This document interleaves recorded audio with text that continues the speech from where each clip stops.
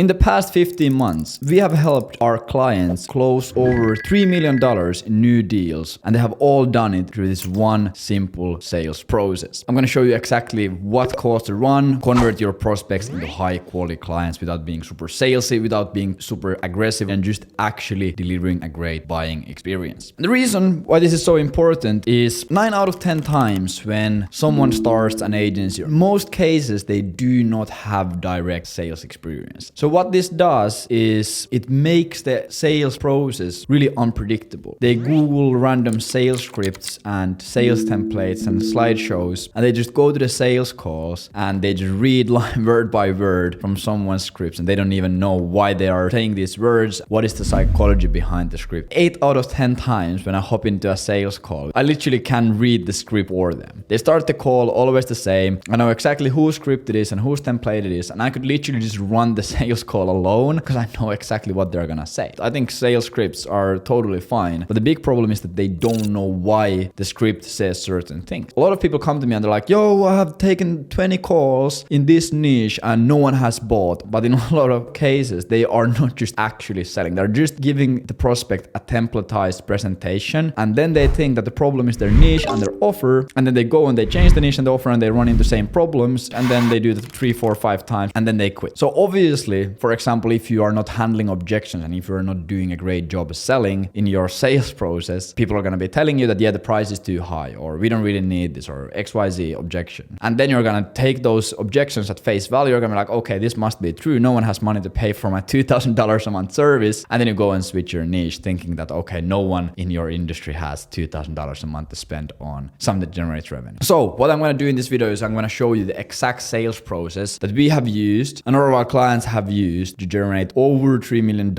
in agency deals. And specifically lead gen agency deals, our bread and butter is working with B2B lead gen agencies. This literally works for any B2B sales process. I have implemented this process into SaaS companies, into creative agencies, SMA agencies, email marketing agencies. It works, and in a second I'm going to show you why. So the first thing that we have here on the screen is the overview of the whole sales process. So obviously we have a few different types of activities in the sales process. We have prospecting activities, we have qualification activities, we have nurturing activities, and we have closing activities. Everything has to start from actually having traffic. If you want to sell to someone, you need to generate leads and calls. Otherwise, it's not really gonna work. You can have the best sales pro in the world, but if you have no calls in your calendar, tough luck, I guarantee you, you won't sell. It really just depends on what you are using to generate your leads. We obviously use outbound campaigns and more specifically cold email in almost all of the cases, but this could be ads or content or LinkedIn. And here I just have the conversion rate of a well-working cold email campaign, meaning that if you send 1,000 emails and you have a well-working cold email campaign, you're gonna book 5 discovery calls out of those cold email campaigns. And if you have a good video sales setter and a good funnel, some people are gonna indirectly go to your funnel and book the call through there. But the main point of it is the first touch point that you're gonna have in the sales process is the discovery call. A lot of people in the space make the mistake of they get someone interested and they are super excited. They're like, someone actually maybe wants to buy my service, maybe it's your first client, and they just mess the whole process up by being in a rush. Like if you go on a date with a girl that you have never met, and in the first 5 minutes you just ask the girl, yo, after the date, do you want to come to my place, watch some Netflix? You know the deal. The girl or the guy, whoever you're on the date with, is probably not gonna take you up on that offer, or they might do, who knows, if you're super chat. In most cases, they're gonna be like, what? Like, we don't even know each other. And that's the same thing in sales. When someone shows interest in your offer and you meet them for the first time, you don't immediately just start pitching them. Yo, this is our price, this is our guarantee, this is what we're gonna do you wanna buy it, do you wanna buy it? It's not gonna work like that. What you need to do first is you need to know them, see what they actually do, see if you can actually even help them. What are their pain points? What are they looking to do? What have they tried out in the past? What would a perfect solution look like to them? And just get to know them. Because this is, first of all, it's gonna show you if they're a qualified prospect or not. Second, it's gonna give you a lot of great ammunition. And third, it's gonna show the prospect that you actually care. So you first are gonna do a discovery call. And in this discovery call, you're not gonna sell anything. You're not gonna give them prices. You're not gonna give them time frames. You're not gonna give them guarantees. You're literally just gonna ask questions and get to know them. And then if in that discovery call you see that, okay, they are a qualified prospect and you would be able to help them, then you're gonna book them in for a demo call. Depending a bit on your funnel, your targeting, your qualification criteria, all of these things, around 40% should be qualified demo calls. And if for some reason the prospect isn't qualified, once again, completely normal. You don't really want to sell the bad prospect that you can't help. The first question you're gonna ask is, okay, would there be potential later. Maybe they're a startup company and they're just in the middle of raising a funding round. Maybe there's a timing issue or a budget issue or just something isn't working out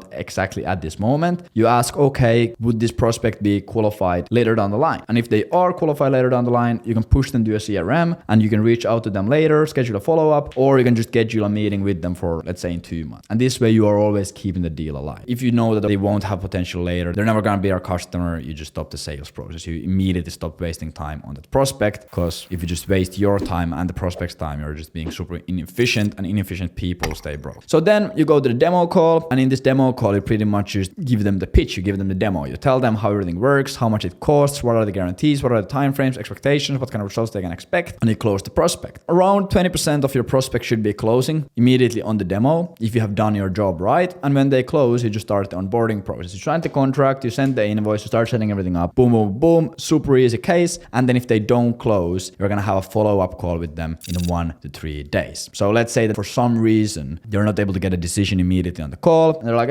we'll have to do XYZ things. Okay, boom, no worries, let's have a call in 2 days and let's make a decision by then. Nice. If the prospect still doesn't close in that follow-up call, you need to send them at least 5 follow-ups containing more information, case studies, ideas with email and LinkedIn. Just pretty much follow up with them, see if you are able to reactivate them. But if you send them 5 follow-ups and they still don't close, once again, just stop the sales process. And around 15% of your follow-ups calls should close the deals. Sometimes I also see people online or in person telling me that, yeah, we have a 70% closing rate, we have an 80% closing rate. And yeah, that is absolutely fantastic. That shows that you are great at selling, you probably know your niche well, and you have a great offer. But in my honest opinion, you shouldn't have that high of a closing rate as a business owner. Because if you are closing at 70%, that means that you are wildly undercharging for your services. If you're selling for $2,000 a month and you're closing at 70%, you could probably bump up your prices to $4,000 a month or $5,000 a month and close at 30%. So you would still make the same amount of money, but you would have less clients, which obviously is more profitable in the long run. So this is pretty much the high-level overview of the sales process. You have 2 main calls that everything is revolving around, and then you have these small moving pieces around here. This is pretty much what the discovery call process looks like. So the first thing you need to do when the call starts, you want to take control of the call and set the agenda of the call. If you just show up to the meeting and you just small talk with the prospect and you spend like 3-4 minutes, like you might be nervous if you haven't done sales calls a lot, so you don't really want to start running the call. But if the prospect has to tell you like,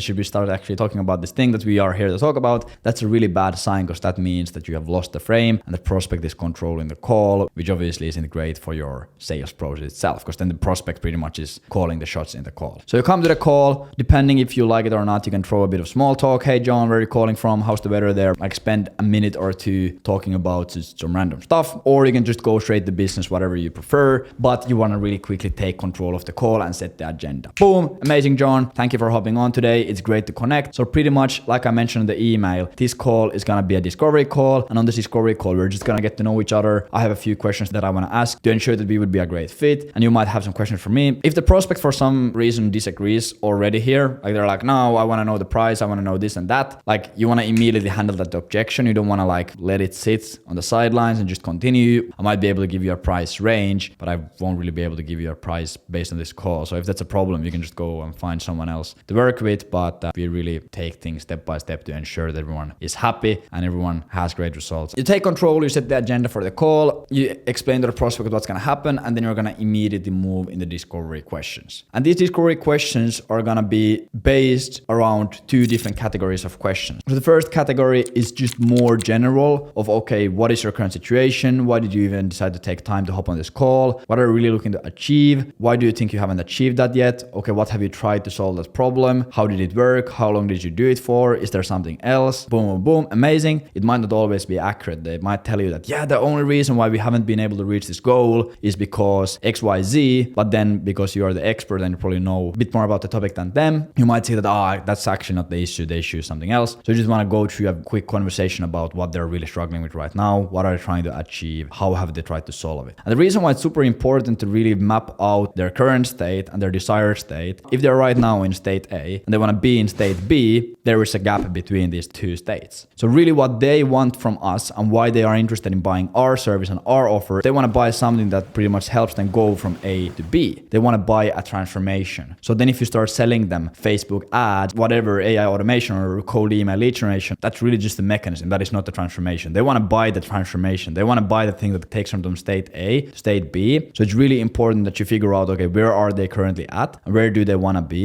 Able to pitch them the exact thing. What have they tried to do before? And how did it work? Because this will also give you really crucial ammunition in the demo call. So for example, Facebook ads as a service. And then you ask the prospect, okay, what is holding you back? And they're like, yeah, we can't really get ads to run profitably. And you're like, okay, sure. How have you tried to solve this problem? And then they tell you that, yeah, we hired an agency. And you're like, okay, how did that work? They're like, it didn't work at all. They were garbage. That's obviously something that you need to address. You need to figure out why do they think that they were garbage, so you're able to show that you are different. And then the second category is going to be questions that are specifically necessary for you to get answers to based on what you are using to deliver the service. So for example, if you sell cold email lead generation, you want to know their closing rate, you want to know their ICP, you want to know their LTV, you want to know if they have done cold email before, how has it worked out, what kind of metrics they have there. Then when we have gone through the discovery questions, you're going to define if they are qualified or not. So if for some reason they are not qualified, you agree on a follow-up if it makes sense. So for example, let's say once again that you're selling B2B lead gen and they tell you that, yeah, they can't take more than 5 sales calls a month, but they are hiring a sales team or a new closer in the next month, then you're going to agree that, okay, let's talk about this next month. But if they are qualified, you move on here. So here the next step after qualifying them is sparking curiosity with a mini pitch. And the reason why we do this is super simple. So if we take someone through 15-20 minutes of questions, they are probably going to be in a fairly monotone state. They're just going to be there answering and thinking and really wondering and pondering answers to these questions. They're not like super excited. So we want to really get their interest up through the roof before we try to book the second call. Okay, John, absolutely fantastic. Based on what you just told me, I think that we could be a great fit because of reasons XYZ, because you have a big total addressable market, you clearly have product market fit, you close at a high rate, and you have a great size LTV. So we are definitely able to get you an ROI. And I truly believe that you are able to get from the painful state A to the dream state B in this amount of time frame. And we probably can help you also with these other things that you mentioned that you're struggling with in the future. So for example, if you sell them B2B lead gen and they're like, yeah, like we need more leads, but we also need a better closing rate and we also need this and that. And we also would like to do LinkedIn. You could tell them that, yeah, John, I truly believe that we are able to help you with getting more leads through cold email and get you from here to here. And after we have done that, I'm really confident we can also help you with getting a higher closing rate through implementing some CRM and sales tactics. Also, we could do LinkedIn outbound link to gain a bit of extra momentum on that side as well. And this way you get them like excited. They're like, damn, I might be able to get more than I bargained in for. So here once again, like, okay, John, so like I mentioned at the beginning of the call, it's just going to be a discovery call. So what I'm going to do now is I'm going to take the information that you just gave me. I'm going to go to the drawing board. I'm going to figure out exactly what kind of package should be done here. And then on our next call, I'm going to present it to you. I'm going to show you exactly how everything is going to work and what the package looks like, etc. So John, for the next call, do you have time next Thursday, 10 a.m. or 2 p.m. for a 30-minute call? Or sometimes they might give you a bit of pushback if you messed up something in the sales call and they're like,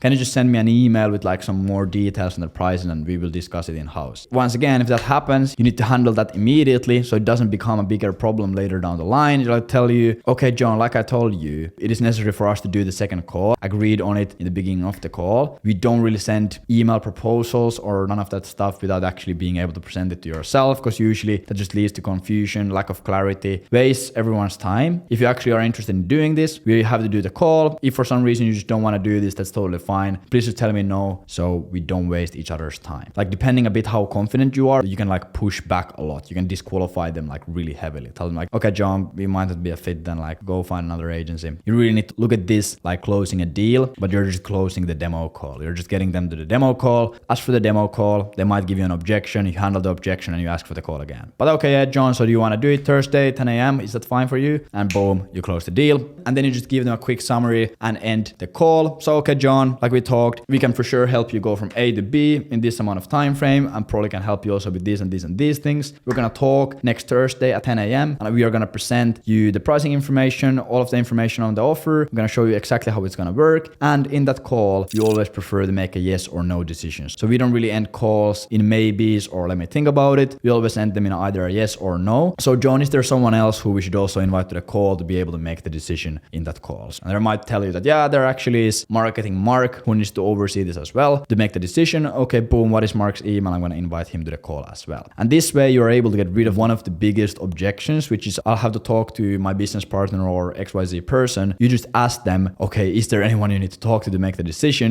And then before the call even happens and before the pitch even happens, you invite them to the call. So you're able to pitch everyone at once. And then you end the call and you send a quick Loom follow-up from notes. So I always recommend taking notes during the call. And then after the call, you can just send them a quick Loom via email. John, thank you for an absolutely fantastic call. Here's the call recording of that call. You're going to have the call at this time and this time. Here's the notes that I took just to make sure that we're on the same page. I'll see you on Thursday. Before the call, by the way, I recommend that you go watch our video on our website to see actually how everything works. Boom, boom, boom, and just nurture them a bit further. And then Thursday, 10 a.m. rolls around and it's time for the demo call, which is the money-making call. So here, once again, an extremely simple call. So what you do, the same thing that you did in the beginning of the discovery call, you take the control and you set the agenda. Okay, John, amazing. Thank you for hopping on the meeting. Nice to connect again. And also nice to meet you, Marketing Mark and Finance Frank. Like I mentioned in the discovery call, this call is going to be a demo call. We're going to go through exactly what our offer looks like. What do we do when we work together with you? What are the prices? What are the guarantees? What are the timeframes, expectations, etc. And then based on that information, we are going to make a decision if we're going to move forward with this or not. We don't really end calls in a maybes or let me think about it. We have just seen it multiple times that it just is inefficient and wastes everyone's time. So if you remember at the end of the discovery call, we asked, is there someone else we need in this call to make a decision? So we want to just quickly confirm, do we have everyone in this call who needs to be here to make a decision? And if they tell you, no, actually, we don't have head of sales Simon here. You're like, okay, sure. Are we able to make a decision without Simon? Fill him in later. Boom, you can continue the call. But if like, no, it's absolutely necessary that we have Simon here. You're like, okay, sure. Then there's no point of doing this call now. Are we able to get Simon on tomorrow if we do it at the same time tomorrow? And then just reschedule the call. Then before you go into pitching, you want to just review discovery notes and make sure everything is still accurate. The worst thing that can really happen in the discovery call, you get their information. And then you go and in the demo call, you use that information to pitch them your offer. But what can happen sometimes is you talk to John in the discovery call and John gives you these answers. And then John goes and talks to other people in the company. And I just had the sales call and we were talking about this. And then they realize that, actually, that isn't our goal. Our goal is this. And actually, this isn't our problem. I think our problem is this. And actually, we want to do this. And actually, this is our thing. And the information changes because they realize that, damn, I actually gave the wrong information. So what you really want to do first before we go into pitching is just quickly review these things. Okay, John, just quickly to make sure that we are still on the same page. Last time you mentioned that this is your problem. Is this still correct or was there any changes here? Okay, and then you also mentioned that this is the goal that you're trying to reach. Okay, that's still accurate. Boom, amazing. And you have tried out this and this and this.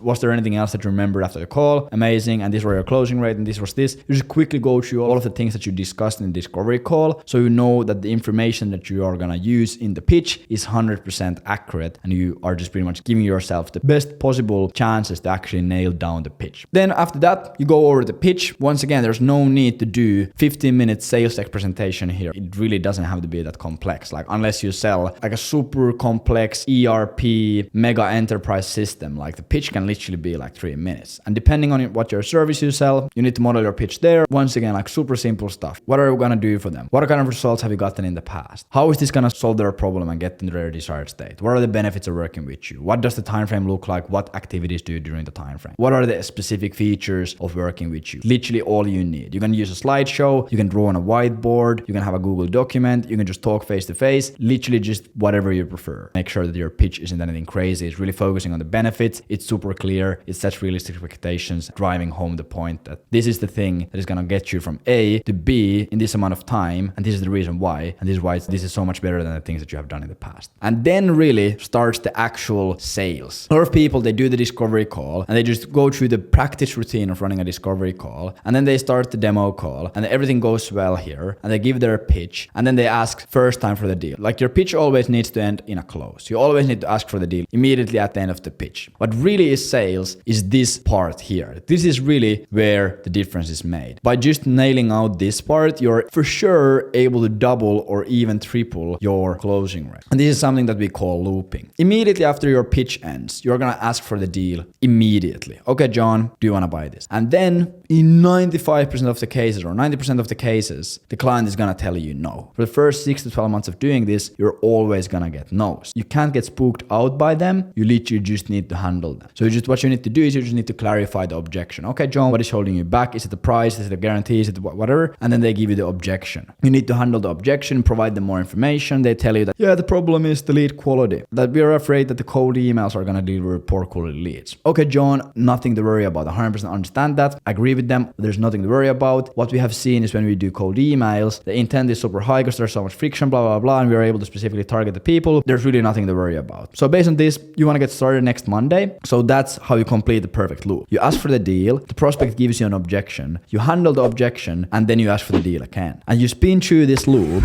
until they buy. Like a lot of people, they like feel really uncomfortable asking for the deal the second or the third time. But sometimes you just need to ask for the deal 9 times. And that doesn't mean that you're aggressive or salesy or pushy. That just means that you're helping the prospect make a decision. Because when you provide them first with the information, there probably are going to be some gaps that they didn't fully understand, but there might be cases where they don't ask it like directly from you. They're like, I'll just figure it out later. I don't want to ask. I don't want to sound dumb. So you just are pretty much helping them make a decision by discovering these obstacles in their mind. You can't be scared of the no, because if you're scared of the no and you're just like hoping in the sales call, like, they're probably going to say no, you're never going to make any money. So when you have handled all of their objections, you start their onboarding, you send them the invoice, you send them the contract, you start delivering your service, and that's a done deal. So right now, what you need to do is just figure out your pitch, figure out your discovery questions, start running this sales process for your agency, and really focus on handling objections and asking for the deal and over again, because the more times you ask, the more money you make. And that universally works in all sales. Also, if you want to get like more detailed breakdown of the sales scripts, objection handling templates, go check out leadgenkit.io, completely free course. Used to sell for a few $100, but right now yours for free. And also, if you're interested in building a B2B lead generation agency and scaling that up to 6 figures in the next few months, go ahead and check out agencyvelocity.io, because that's our consulting company where we pretty much help you do all of these things. We help you with sales, offers, niches, guarantees, client fulfillment, pretty much anything that you would need in your life. Of course, if you enjoyed the video, drop me a fat like so I can get to 10K subs on YouTube ASAP. Amazing. Thank you for watching. Take care. Bye.